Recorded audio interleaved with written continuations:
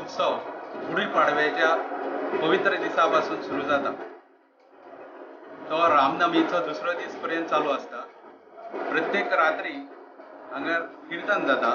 कीर्तन आयकपाक आमच्याच गांवांतले अशें न्ही की सगळ्या सरावंडींग गांवांतले सुद्दां लोक येतात आणि देवूळ फूल टोटल भरलेलें आसता. सगळे लोक तेचो आनंद घेतात.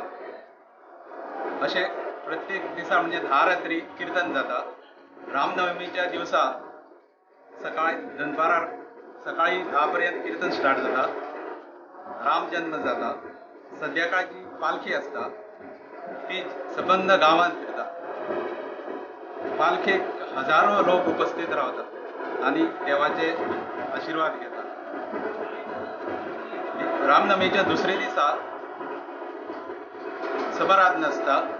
सगळ्या लोकांक प्रसाद म्हणून महाप्रसाद असता. ते जेवणाचो आस्वाद लोक घेतात.